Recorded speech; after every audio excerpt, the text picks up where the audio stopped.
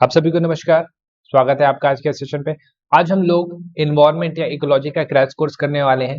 ये परसों जो आपका सीजीपीएससी का एग्जाम है उसके लिए बहुत ज्यादा महत्वपूर्ण है। बहुत ज्यादा प्रोबेबिलिटी है कि यहाँ से क्वेश्चन आ सकते हैं। साथ में अगर आपने फूड इंस्पेक्टर का भी फॉर्म भरा हुआ है तो इस वीडियो को अंत तक देखिएगा। इन्वायरमेंट का पोर्शन हम देखे हैं कि क्या है, एग्जाम दर एग्जाम बढ़ते जा रहा है, तो ये इंपॉर्टेंट हो सकता है आपके लिए। यहाँ से क्वेश्चन फंस सकते हैं। हमने सिर्फ और सिर्फ इंपॉर्टेंट पॉइंट्स को लिया है जो एग्जाम में पूछे जाते हैं या पूछे जा सकते हैं। तो वीडियो को अंत तक देखिएगा। चैनल पे नए हैं तो चैनल को सब्सक्राइब कर लीजिए, बेल आइकन को भी दबाइएगा। और एक चीज और बता दूं मैं, ये जो नोट्स है इसको थोड़ी हड़बड़ी में बनाया गया है, तो कुछ आपको स्पेलिंग के मिस्टेक्स मिल सकते हैं। तो स्पेलिंग के मिस्टेक को अवॉइड करिएगा और मेन कंटेंट पे फोकस करने की कोशिश करिएगा, ठीक है। चलिए शुरू करते हैं। छोटा वीडियो होने वाला है, बहुत ज्यादा लंबा वीडियो होगा नहीं, और इसको कंप्लीट करते हैं। सबसे पहले जो क्वेश्चन पूछता है आपका ये रहता है कि इकोलॉजी शब्द जो है कि इसके जन्मदाता कौन है, कौन ने दिया था, किसने दिया था। तो नाम याद रखिएगा, अर्नेस्ट हेकल नाम है, ठीक है। अर्नेस्ट हेकल थे वो इकोलॉजी शब्द को दिए थे। अगला बायोडाइवर्सिटी, ये आपका पूछा हुआ है सीजीपीएससी। तो डब्ल्यूसी रोजेन और ईओ विल्सन ये दो लोग थे जिन्होंने बायोडाइवर्सिटी, जिसको हम लोग बोलते हैं जैव विविधता शब्द का दिया हुआ था। डब्ल्यूसी रोजेन और ईओ विल्सन, ये कब पूछा था आपका? 2018 के पीएससी में पूछा हुआ था। तो ऐसे क्वेश्चन आते हैं आपके। एक आता है आपका इकोसिस्टम। इकोसिस्टम मतलब पारिस्थितिक तंत्र या पारिस्थितिकी। एजी टैंसले इन्होंने दिया हुआ था, ठीक है। तो इसको ध्यान रखना है अपने को, ये सारे नाम कभी कभी पूछते हैं। 10% का नियम जो है ये दिया हुआ था लेडमैन। 10% का नियम क्या बोलता है? 10% का नियम बोलता है, देखिए आप किसी भी चीज को खाते हैं तो उसके एनर्जी का 10% ही अपने को मिलता है, और फिर हम लोग को कोई खाएगा तो हम लोग के एनर्जी का 10% ही उसको मिलेगा। तो इसको बोलते हैं 10% रूल। देने वाले थे लिंडमैन। और इकोलॉजिकल पिरामिड ये है चार्ल्स एल्टन, ये थे जिन्होंने इसको दिया हुआ था। कौन? Charles Elton. इसके बारे में देखेंगे हम लोग। इकोलॉजिकल पिरामिड जो है इंपॉर्टेंट है थोड़ा सा, पारिस्थितिकी पिरामिड इसको बोलते हैं। चार्ल्स एल्टन, बस चार्ल्स के नाम से भी जाना जाता है इनको। तो इसके बारे में हम लोग नीचे डिटेल में देखेंगे। तो ये ऐसे नाम है जिससे आपके क्वेश्चन बनते हैं। सबसे ज्यादा आपका पूछ सकता है, सबसे ज्यादा प्रोबेबिलिटी में बताओ तो है आपका इकोसिस्टम वर्ड का। एजी टेंसले। 10% का नियम किसने दिया था ये पूछता है। डब्ल्यूसी रोजन का नाम तो पूछा जा चुका है। बाकी दो लोग बच जा रहे हैं आपके, इकोलॉजिकल पिरामिड और इकोलॉजी। ये दोनों को ध्यान रखें। इकोलॉजिकल पिरामिड को हम लोग हिंदी में बोलते हैं पारिस्थितिकी पिरामिड। इस वाले को पारिस्थितिकी पिरामिड बोलते हैं, ठीक है। ये 3 टाइप के होते हैं, इसको मैं नीचे बताऊंगा आपको। चलिए आते हैं, कुछ और इन्फॉर्मेशन देखते हैं हम लोग। अगला आपका most toxic organism in ecosystem. साफ साफ मतलब ये है कि हम लोग के पूरे इकोसिस्टम में आपको पता होगा कि अलग अलग लेवल के आपके कौन रहते हैं, घटक होते हैं। प्रोड्यूसर होता है ना। प्रोड्यूसर पर के भी टाइप होते हैं, श्रेणियां होती है। तो सेकेंडरी जो कंज्यूमर रहते हैं ना, इन लोग सबसे ज्यादा घातक होते हैं। और सेकेंडरी कंज्यूमर के अंतर्गत ही कौन आते हैं? मैन, हम लोग सबसे ज्यादा घातक ये रहते हैं। तो ऐसा क्वेश्चन पूछता है कि इनमें से कौन सबसे ज्यादा घातक रहता है ऑर्गेनिज्म जो इकोसिस्टम के लिए, वो रहता है सेकेंडरी कंज्यूमर, जो कि हम लोग हैं। बायोडाइवर्सिटी एक्ट आपका पूछा हुआ था, कब आया था? 2002, ठीक। बायोडाइवर्सिटी को क्या बोलते हैं हम लोग हिंदी में? इसको हम लोग बोलते हैं जैव विविधता। जैव विविधता। जैव विविधता का मतलब क्या होता है? मतलब फ्लोरा एंड फौना, मतलब प्लांट्स एंड एनिमल की जितनी ज्यादा विविधता पाई जाएगी उसको जैव विविधता बोलेंगे, ठीक है। पूरे अगर हम लोग वर्ल्ड में बात करें तो हॉटस्पॉट है पूरे बायोडाइवर्सिटी, जैव विविधता के हॉटस्पॉट जो है वो है आपके टोटल 36। अच्छा, ये होता क्या है? देखिए, ऐसा क्षेत्र जहां पे जैव विविधता का प्रचुर मात्रा पे आपको जैव विविधता पाए जाएंगे, फ्लोरा फौना प्लांट एनिमल सब पाए जाएंगे, उसको हम लोग बोलते हैं जैव विविधता। इसको बोलेंगे हम लोग जैव विविधता। पूरे पूरे भारत में हमने कुछ ऐसे, पूरे भारत नहीं पूरे विश्व में हमने कुछ ऐसे हॉटस्पॉट को चयन करके रखा हुआ है कि यहाँ ये ऐसा जगह है जहां पे बहुत ज्यादा जैव विविधता पाई जाती है। तो पूरे विश्व का पूछेगा 36, और भारत का पूछेगा तो 4 है। ईस्टर्न घाट, वेस्टर्न घाट, इंडो बर्मा, ये आपका ईस्ट वाला हिमालय हो गया, और अंडमान निकोबार आइलैंड। तो ये 4 जगह है जहां पे इंडिया में सबसे ज्यादा जैव विविधता, फ्लोरा एंड फौरा, यानी कि आपके प्लांट्स एंड एनिमल पाए जाएंगे। अब देखा होगा आपने, बहुत सारा न्यूज देखा होगा, वेस्टर्न घाटी वहां एरिया आपको नए नए केकड़े, नए नए तितली, नए नए प्रजाति के पेड़ पौधे, यही सब, यही सारे जो आते हैं ना आपको नए नए प्रजाति के देखने को मिलते हैं, वो इसी बायोडाइवर्सिटी हॉटस्पॉट के अंतर्गत ही आते हैं। अब अगर आपको ऐसा याद रखना है कि बायोडाइवर्सिटी हॉटस्पॉट किस एरिया पे सबसे ज्यादा पाया जा सकता है, तो देखिए, ये अगर हम लोग इसको एक ऐसा पृथ्वी ले लें तो पृथ्वी में ये जो विषुवत रेखा है ना, यहाँ विषुवत रेखा के पास आपको पता है कि सबसे ज्यादा पानी गिरता है, रेन यहाँ पे सबसे ज्यादा होता है। तो ये जो विषुवत रेखा के पास वाला जो इक्वेटर बोलते हैं जिसको, ये जो इक्वेटर के पास वाला एरिया रहता है ना, यहाँ पे सबसे ज्यादा बायोडाइवर्सिटी पाई जाती है। कहाँ पे? Tropical rain forest. ठीक है, इसको ध्यान रखिएगा। और बायोडाइवर्सिटी आजकल देखेंगे हम लोग, जैव विविधता कम हो रही है। कारण क्या है? Habitat destruction. जाके उनके जंगल काट दो, जाके पेड़ काट दो, उनके जंगल को साफ करके वहां मॉल खड़ा कर दो, हैबिटेट का डिस्ट्रक्शन हो जा रहा है। ठीक है, रहने सहने के लिए उनको जगह ही नहीं मिल रही, तो इस वजह से रीजन है, इस वजह से आपको बायोडाइवर्सिटी खराब हो रहा है। तो ये क्लियर होगा। इधर से क्या क्या क्वेश्चन आपके बन सकते हैं? सबसे पहला पूछते हैं बायोडाइवर्सिटी एक्ट। ऐसा नहीं है कि सीजीपीएससी रिपीट नहीं करता, करता है। पूरे विश्व में कितने बायोडाइवर्सिटी हॉटस्पॉट है, जैव विविधता? 36 करिएगा। भारत में कितने हैं? 4 करिएगा। जगह पूछेगा तो ये 4 है। सबसे ज्यादा कहाँ मिलेंगे आपको? विषुवत रेखा के पास, ट्रॉपिकल रेन फॉरेस्ट बोलते हैं क्योंकि सबसे ज्यादा पानी गिरता है। और डिक्रीज होने का कारण क्या? Habitat destruction. उनका आवास खत्म कर दो, डिस्ट्रक्शन, आवास को खत्म कर दो। जैसे आप आवास को उनका खत्म करेंगे, रहने के लिए जगह ही नहीं मिलेगा, रहने के लिए जगह नहीं है, बायोडाइवर्सिटी खतरे पे आ गया। ठीक, आते हैं आगे, ये टॉपिक क्लियर होगा आपको। अगला है largest biosphere reserve of India. Biosphere reserve का मतलब होता है जैव मंडल। छत्तीसगढ़ वाला हमने पढ़ा है ना, एक है अपने पास। ठीक, तो भारत का पूछेगा लार्जेस्ट बायोस्फीयर रिजर्व, करिएगा great gulf of Mannar, Mannar की खाड़ी, ये है यहाँ का। ये आपका पिछले साल का पीएससी ने पूछा हुआ था। तो पहला बायोस्फीयर रिजर्व पूछ देगा तो नीलगिरी, और सबसे छोटा पूछेगा तो दिब्रू, आसाम में।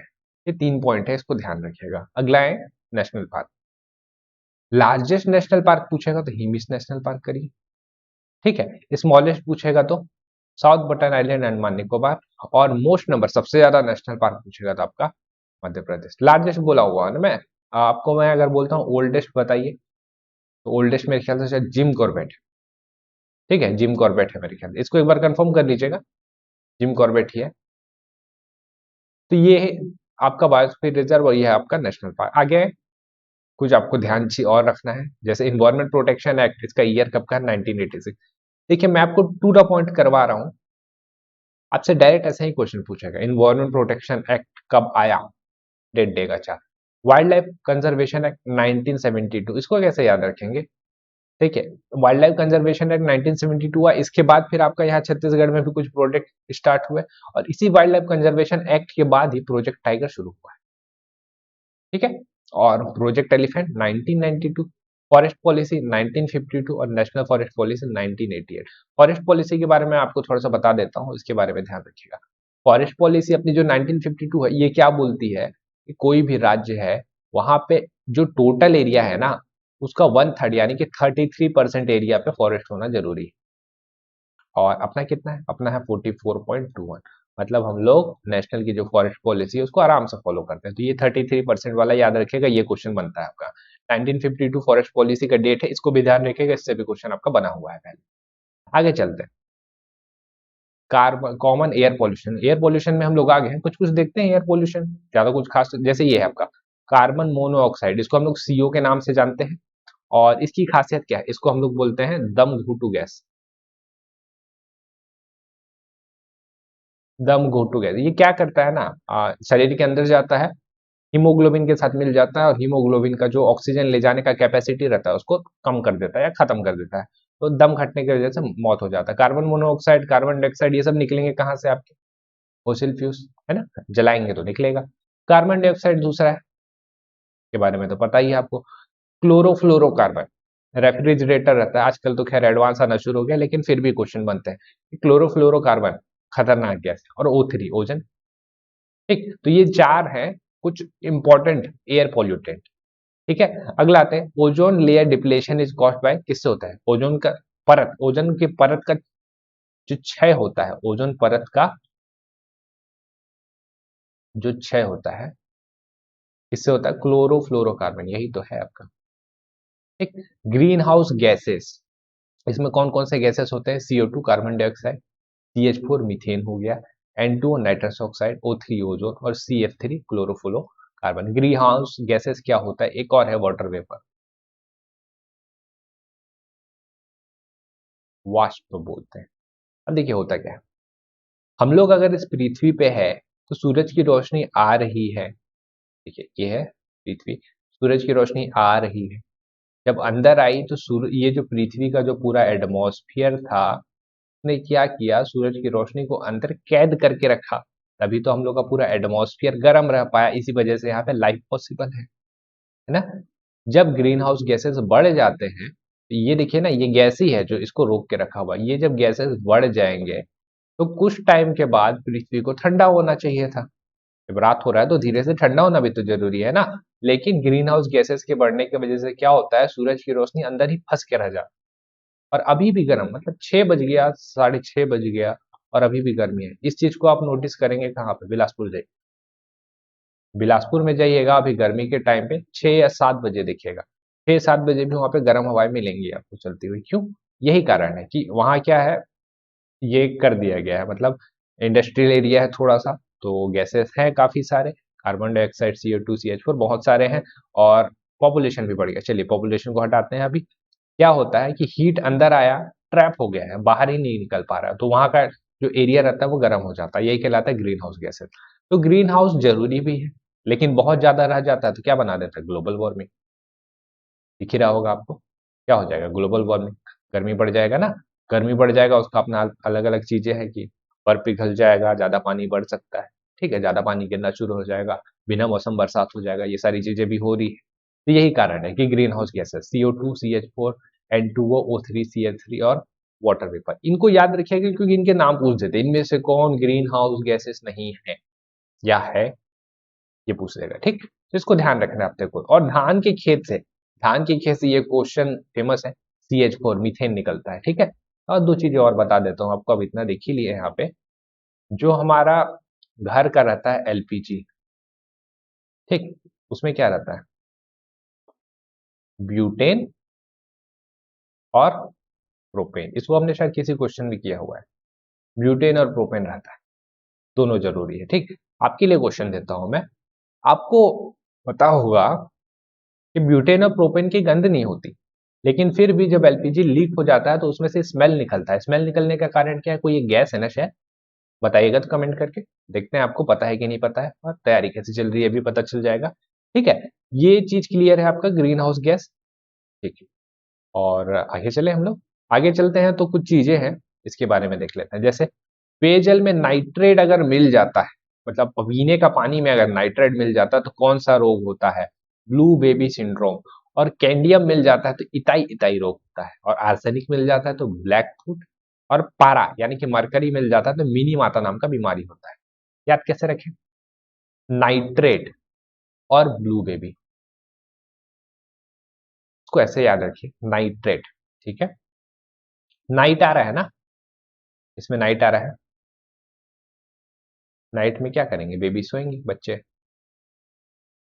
नाइट्रेट तो बेबी, बेबी से आपको ब्लू बेबी याद आ जाएगा। कैंडी, कैंडियम नाम है ना उसका, तो कैंडी लीजिए, कैंडी, खट्टी कैंडी थी तो इताई इताई लगा, खट्टा खट्टा लगा, ठीक, इताई इताई लगा, खट्टा खट्टा लगा, हो गया। आर्सेनिक, देखिए सैनिक आ रहा है तो ब्लैक कलर का कपड़ा पहने हुए सैनिक है। और पारा मरकरी, ये तो आपको याद रखना पड़ेगा, ये क्वेश्चन आने के चांसेस बहुत ज्यादा रहते हैं। पारा की अधिकता के कारण क्या होता है, तो मिनी माता बीमारी, मिनी माता नाम का जगह था एक, वहां पे पारा मिल गया था तो उस जगह के नाम पे इसको मिनी माता बीमारी घोषित कर दिया गया। तो ये क्लियर होगा आपका पूरा, ठीक है। एक चीज और है जो यहीं पे मैं आपको बता देता हूँ, एसी ड्रेन। एसी ड्रेन इसमें नहीं बना हुआ है लेकिन इसको ध्यान रखेंगे हम लोग। एसी ड्रेन क्या करता है ना, कौन कौन सा एसिड रहता है, H2SO4, सल्फ्यूरिक एसिड, और साथ में रहता है आपका नाइट्रिक एसिड, N2O ही बोलते हैं ना शायद, हाँ ये H2SO4 और नाइट्रिक एसिड। तो ये दो जो नाइट्रिक गैस रहता है फिर जाके ये मिल जाता है तो नाइट्रिक एसिड बना देता है, ठीक है। सल्फरिक, सल्फर डाइऑक्साइड बना देता है फिर जाके एसिड ड्रेन करवाते हैं। तो एसिड ड्रेन का कॉन्सेप्ट यही है, ये दो गैस रहते हैं, इससे क्वेश्चन बनते हैं, इसको ध्यान रखिएगा, ठीक। चलते हैं आगे, हम लोग आते हैं नॉइस पोल्यूशन में। नॉइस पोल्यूशन का मतलब क्या होता है, नॉइस कैसे आएगा बताइए, जैसे मैं बोल रहा हूँ तो आवाज कैसे जाएगा, वैक्यूम में आवाज पास नहीं होता, इस चीज को ध्यान रखिएगा, निर्वाह बोलते हैं शायद इसको हिंदी में। वैक्यूम का मतलब क्या है, अगर आप स्पेस में है, स्पेस मतलब पृथ्वी के ऊपर है ना, आकाश में तैर रहे होंगे कहीं पे, आपका स्टेशन ले लीजिए, इंटरनेशनल स्टेशन ले लीजिए, वहां पे एस्ट्रोनॉट है। अगर आप बात करेंगे ना तो सामने वाले तक आवाज नहीं पहुंच पाए, क्यों? क्योंकि उसमें कुछ है ही नहीं ऐसा कण जो आपकी आवाज को पहुंचा पाए। आपने ये देखा होगा कि क्या होता है, पहले करते थे, आजकल तो खैर करते नहीं, आजकल तो फोन से ही पता चल जाता है। ट्रेन की पटरी रहती है, पहले के लोग क्या करते थे, इसमें कान लगा के सुन के देखते थे कि ट्रेन आ रहा है कि नहीं आ रहा है। तो अपने को दिख नहीं रहा है, अपने को हॉर्न से भी पहले इस पटरी के माध्यम से ही पता चल जाता था कि ट्रेन आ रहा है कि नहीं आ रहा है। कारण क्या था? देखिए, आवाज के लिए क्या है, जितना ज्यादा घनत्व रहेगा, डेंसिटी रहेगा, उतना ज्यादा आवाज तेज ट्रेवल करता है। ठीक है, जैसे ये टेबल है, अगर मैंने टेबल को मारा तो आपने देखा होगा इसके जो एटम एकदम पास पास सटे हुए हैं, तो आवाज तेजी से ट्रेवल करेगा। और अगर मैं हवा में ताली बजाऊं और वो सामने वाले को उसको सुनना है, तो वो धीरे जाएगा एज कम्पेयर टू मैंने जो टेबल में मारा है वो। घनत्व ज्यादा तो आवाज तेज जाएगा, घनत्व कम है तो नहीं जाएगा। वैक्यूम में आवाज नहीं आता। ठीक, तो ये चीज आपको ध्यान रखना। इस चीज को ध्यान में रख लिए तो हम लोग इस चीज को भी ध्यान रखेंगे। तो सुनने की क्षमता कितनी होती है अपनी? ये 20 से 20,000 हर्ट, इसके बारे में आपने सुना होगा। इससे ऊपर जाएंगे तो कहलाता है अल्ट्रासोनिक, 20,000 हर्ट से ज्यादा, और इंफ्रासोनिक 20 हर्ट से कम। अल्ट्रासोनिक का इस्तेमाल हम लोग कहाँ करते हैं? सोनार, आपका एक इसका वो वाला नहीं ना, ज्वेलरी वाला सोनार नहीं, आपका इस्तेमाल होता है ना, ये जहाज वाले इस्तेमाल करते हैं। ठीक है, समुद्री जहाज वगैरह इस्तेमाल करते हैं सोनार, और रेडार भी इसी प्रिंसिपल पे काम करता है। और बैट, बैटमैन नहीं, बैट। तो बैट क्या करता है? बैट अपने मुंह से आवाज निकालता है, जाके टकराता है, आवाज वापस आता है, फिर उसको दूरी का अंदाजा हो जाता है कि भाई वो कितना दूर में चीज है। तो अल्ट्रासोनिक को, इंफ्रासोनिक कम, 20 हर्ट्ज से कम। ये कौन सुन पाता है? हम लोग के घर के कुत्ते देखेंगे, उनके कान तुरंत खड़े हो जाते हैं, किसी के भी चलने की आवाज हमको पता नहीं चलेगा, उनको पता चल जाता है। तो ये है आपका नॉइस पॉल्यूशन, इनको याद रखना है आपने। ठीक, चले आगे। अगला है आपका न्यूक्लियर पॉल्यूशन। न्यूक्लियर पॉल्यूशन आप क्या बोलेंगे? रेडियोधर्मी, इसको हम लोग बोलते हैं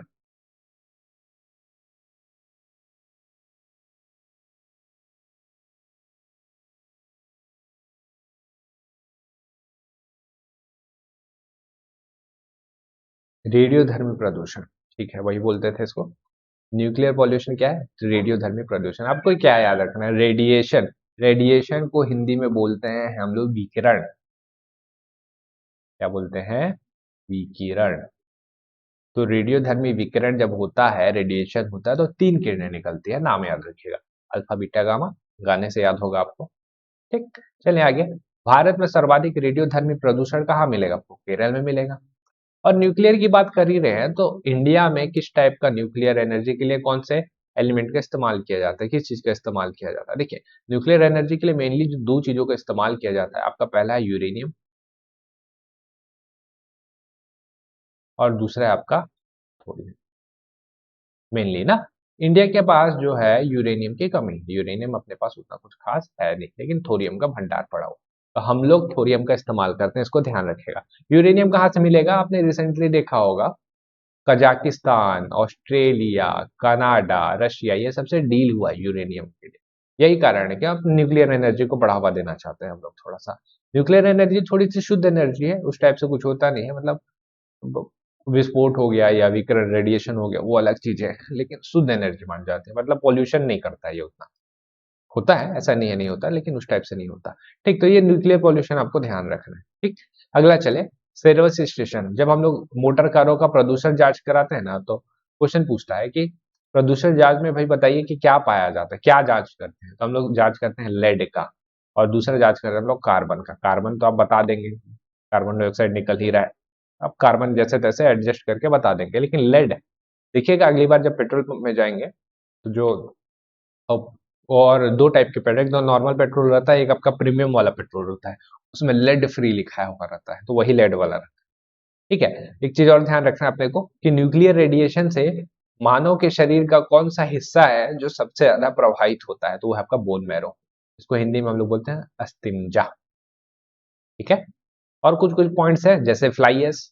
फ्लाई एश जो कि रहता है किससे बनता है? कोयला। ये फ्लाई एश वही है जो ईटा होता है ना, वही। अखबार में कौन सा विषैला तत्व मिलेगा आपको? तो लेड मिलेगा। पर्यावरण का आतंकी वृक्ष किसको बोला जाता है? तो सफेदा बोलते हैं इसको, यूकेलिप्टस। यूकेलिप्टस सुना होगा आपने। उसके नाम से जाना जाता है। कुछ इंटरनेशनल इनिशिएटिव भी लिए गए थे क्लाइमेट को चेंज करने के लिए, जैसे बस नाम याद रखिएगा किससे संबंधित है, ऐसा करके क्वेश्चन पूछता है। मॉन्ट्रियल प्रोटोकॉल, क्योटो प्रोटोकॉल और रेड प्रोटोकॉल। ठीक है, क्लाइमेट चेंज करने के लिए। तो पेरिस एग्रीमेंट भी आप ध्यान रख सकते हैं, क्योंकि ये सबसे रिसेंटली तो यही हुआ है, पेरिस एग्रीमेंट क्लाइमेट के वजह से ही हुआ था, ये क्लाइमेट समझौता था। ये पेरिस एग्रीमेंट मेरे ख्याल से अभी 2016 या 2017 में हुआ था, तो सबसे रिसेंट वाला तो यही है पेरिस एग्रीमेंट। इसको ध्यान रखना है। भोपाल गैस ट्रेजेडी, इसके बारे में आपने जरूर पढ़ा होगा या सुना होगा। गैस लीक हो गया था बहुत बड़े स्केल पे और बहुत मतलब बहुत दुखद घटना थी ये। कौन सा गैस लीक हुआ था? Methyl isocyanate. ठीक है, मिथाइल आइसोसाइनेट। इस बार इसको देख लेते हैं। आइसोसाइनेट,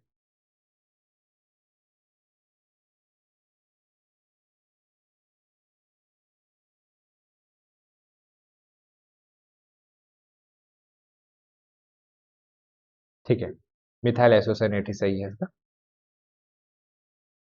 इसको ध्यान रखें। ठीक, अगला आते हैं। 10% रूल, 10% का लॉ कौन दिया था? मैंने बताया आपको, रेमंड लिंडमैन। और इकोलॉजिकल पिरामिड, चार्ल्स एल्टन, इसके बारे में मैंने बताया। देखिए पिरामिड इन्होंने बताया कि देखिए इकोलॉजिकल पिरामिड 3 टाइप के होते हैं, नंबर पिरामिड, बायोमास और एनर्जी पिरामिड। हम लोग क्रैश कर रहे हैं तो मैं आपको ज्यादा डिटेल लेके जाऊंगा नहीं, वैसे क्वेश्चन देख लेंगे जहां से आपके क्वेश्चन फंस जाए। जैसे नंबर पिरामिड 2 टाइप से बनता है, एक ऐसे सीधा, एक उल्टा। बायोमास का पिरामिड 2 टाइप से बनता है, एक सीधा और दूसरा उल्टा। एनर्जी का पिरामिड सिर्फ सीधा बनता है, अपराइट। ये ध्यान रखें, एनर्जी का इकलौता पिरामिड रहता है जो एक साइड सीधा बनता है, बाकी जो पिरामिड रहते हैं वो 2 बनते हैं, सीधा और उल्टा दोनों। बस हो गया आपका इकोलॉजिकल पिरामिड समाप्त। ठीक है, ये इकोलॉजिकल पिरामिड ही है वैसे, अगर आप जानना हो तो आपको ये बताता है। जैसे एनर्जी पिरामिड का एग्जांपल ले लीजिए, ये यहाँ पे थी ना 100% एनर्जी। हाँ, खाया हमने उसको 10%, हमको खाया 1%, कोई उसको खाया 1.01%। एनर्जी का पिरामिड हुआ हमेशा ऐसे बनेगा, छोटा नीचे जाएगा सबसे बड़ा। ये कहलाता है आपका एनर्जी का पिरामिड। ठीक है, तो ये रहता है आपका। इसको अच्छा बोलते क्या है हिंदी में बता देता हूँ, अगर आप लोग नोट्स बना रहे होंगे तो। जो ये पिरामिड है उसको हम लोग बोलते हैं पारिस्थितिकी पिरामिड। इकोलॉजिकल पिरामिड को हम लोग बोलते हैं इसको क्या? पारिस्थितिक पिरामिड। नंबर, नंबर पिरामिड क्या बोलेंगे? जीव संख्या पिरामिड, जीव भार पिरामिड, एनर्जी का, ऊर्जा का पिरामिड। चलिए आगे आते हैं। कुछ और पॉइंट है, जैसे वर्ल्ड हेरिटेज साइट। पूछ सकता है आपसे कि अभी वर्ल्ड हेरिटेज साइट अपने पास कितने हैं? डायरेक्ट आंसर बताइएगा, 40 है। 2 इंपॉर्टेंट स्थल अभी अभी जोड़ा गया है इनको।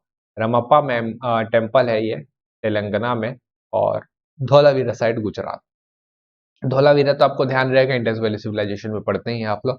रमप्पा टेम्पल को ध्यान रखिएगा, तेलंगाना, क्योंकि बहुत टाइम से डिमांड हो रहा था और मतलब मिल गया है। जो बहुत लेट मिला, लेकिन चलिए ठीक है मिल गया है। लेकिन रमप्पा टेम्पल बहुत इंपॉर्टेंट जगह है तेलंगाना पे, तो ये ध्यान रखिएगा। रमप्पा टेम्पल आपसे डायरेक्ट पूछ सकता है, करिएगा तेलंगाना। ऐसे करके आपके करंट से क्वेश्चन उठाते हैं। हेरिटेज में कुछ हुआ है ना तो करंट से उठा के डाल दो एक क्वेश्चन, ऐसा होता है क्वेश्चन।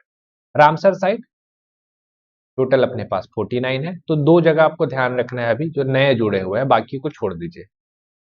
खिजादी वाइल्ड लाइफ सेंचुरी जो कि आपका गुजरात में है, और बकीरा वाइल्ड लाइफ सेंचुरी जो कि यूपी पे है। खिजादी छोड़िए, वैसे याद रखिए ना, खादी, गांधी जी का खादी कहाँ का था? गुजरात का था ना। ऐसे करके आप रिलेट कर लेंगे। और भकीरा वाइल्ड लाइफ सेंचुरी, भकीरा को यूपी ध्यान रखिए। ठीक है, चले आगे। एक है आपका IUCN, इसको हम लोग बोलते हैं international union of international natural and natural resources. इससे क्वेश्चन आपके पूछते हैं, इसके बारे में देख लेते हैं। इसमें बहुत सारे स्पीसीज के बारे में बताया गया रहता है, जैसे नॉर्मल स्पीसीज पहला, दूसरा रहता है रेयर स्पीसीज। नॉर्मल तो सिंपल सा है, आपको बंदर दिख गया नॉर्मल। रेयर बहुत टाइम के बाद दिख रहे हैं, उसको बोलेंगे रेयर। उसके बाद पॉपुलेशन कम रहता है वैसे रेयर वालों का, लेकिन बहुत टाइम के बाद दिख रहे हैं। ठीक, तीसरे वाले में आता है आपका वल्नरेबल। वल्नरेबल मतलब पॉपुलेशन तेजी से घट रहा है और उनका सर्वाइवल मुश्किल है। वल्नरेबल पॉपुलेशन जो रहेगा, पॉपुलेशन तेजी से घट रहा है, उनका सर्वाइवल मुश्किल है, इंडेंजर्ड, खतरे के कगार पे, बचाया नहीं गया तो विलुप्त हो जाएंगे। ठीक है, और कुछ इंडेंजर्ड स्पीसीज के मैं आपको नाम बता देता हूँ, इसको आपको ध्यान रखना है। जैसे व्हाइट टाइगर कहाँ मिलेगा आपको? बांधवगढ़, फेमस है एमपी का। बांधवगढ़ में आपको व्हाइट टाइगर मिलेगा। ऑलिव रिडले टर्टल ये मिलेगा आपको उड़ीसा में, वहां संरक्षित करने का कोशिश किया गया है। ठीक है, ये भितरकनिका नेशनल पार्क में। एशियन एलिफेंट, एशियन पांडा, इंडियन पाइथन, ये ऐसे कुछ है जो एंडेंजर्ड है, मतलब खतरे की कगार पे है। Snow leopard, great Indian bustard, ये है आपका राजस्थान का राजकीय पशु, और ये खतरे के कगार पे है। जैसे अपना पहाड़ी मैना था उसी टाइप का हाल हो गया है इनका, खतरे के कगार पे एंडेंजर्ड। ब्लैक बक, काला हिरण, खतरे की कगार पे, अगर इसको बचाया नहीं गया तो ये विलुप्त हो सकते हैं। अब समझ में आ रहा है आपको सल्लू भाई वाला क्या रोल है यहाँ पे? ठीक है, क्यों इतना लंबा केस चल गया? क्योंकि वो विलुप्त प्राय जो प्राणी है उनको, उनके ऊपर ये किया गया था इस वजह से। One horse rhino, Kaziranga national park Assam के बारे में भी पता ही होगा आपको। ठीक है, तो ये है आपके, और एक है आपका एक्सटिन, इससे क्वेश्चन भी बनते हैं तो इसके बारे में भी बता देता हूँ आपको थोड़ा सा। एक्सटिन मतलब विलुप्त हो चुके हैं, बहुत टाइम से देखा ही नहीं गया है। जैसे एशियन चीता, एक आता था डोडो पक्षी, ये इससे बहुत क्वेश्चन आते हैं ना, इसको याद रखिएगा। डोडो पक्षी कहाँ का था? मॉरिशस। डोडो सर्च करिएगा कभी, गूगल में सर्च करिएगा आपको दिखेगा। एक आता था पिंक हेड डक, ये जम्मू कश्मीर में था, ये भी विलुप्त हो चुका है। और एक क्वेश्चन पूछता है आपका, रेड डेटा बुक जो रहता है ना, इसमें कौन कौन सी स्पीसीज के बारे में लिखाया रहता है? एक्सटिंक्ट, एंडेंजर्ड और वल्नरेबल, कौन कौन से फिर से देख लें? एक्सटिंक्ट, एंडेंजर्ड और वल्नरेबल। ठीक है, ये देखिए, ये रहे एक्सटिंक्ट, जो खत्म हो चुके हैं, अब दिखेंगे ही नहीं है बहुत टाइम से। वल्नरेबल मतलब पॉपुलेशन कम है, बचाया नहीं गया तो विलुप्त हो जाएंगे। एंडेंजर्ड एकदम खतरे की कगार पे है। ये तीनों जो रहते हैं आपके रेड डेटा बुक में संबंधित रहते हैं। और भी है बहुत सारे कलर के, लेकिन मत पढ़िएगा उसको, अभी के लिए सफिशिएंट है ये। ठीक है, एक है आपका एजेंडा 21, ये आपका अर्थ समिट रियो से संबंधित है। और ये किससे संबंधित है? मतलब global warming, forest conservation, biodiversity. Direct आपसे क्वेश्चन पूछता है, जो रियो समिट हुआ था ना, वो हुआ था आपका 1992 आसपास। तो इस टाइम में एजेंडा 21 डिसाइड किया गया, तो पूछेगा एजेंडा 21 जो है वो किससे संबंधित है? तो किससे संबंधित? पहला तो रियो से, दूसरा ग्लोबल वार्मिंग, फॉरेस्ट कंजर्वेशन और बायोडाइवर्सिटी, इन तीनों से। ठीक है, आते हैं कुछ महत्वपूर्ण व्यक्ति हैं, इनके बारे में देख लेते हैं। जैसे रविंद्र कुमार सिन्हा, इनको डॉल्फिन मैन ऑफ इंडिया बोला जाता है।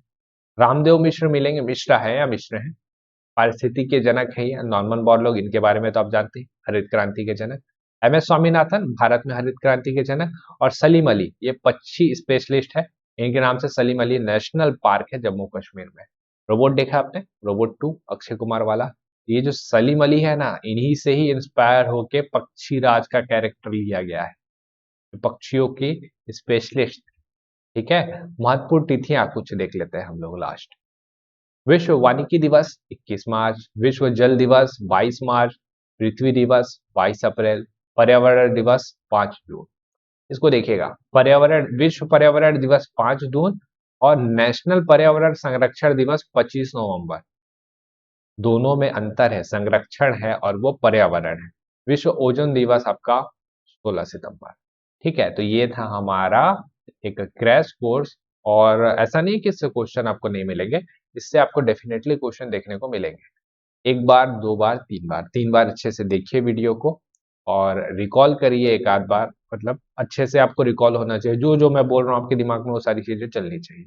इकोलॉजी, इन्वायरमेंट दोनों इंपॉर्टेंट था, मैंने ये भी करवा दिया। जैसे कि मैंने आपको शुरुआत में ही बोला था कि मैं आपको फिलॉसफी कंप्लीट करवाऊंगा,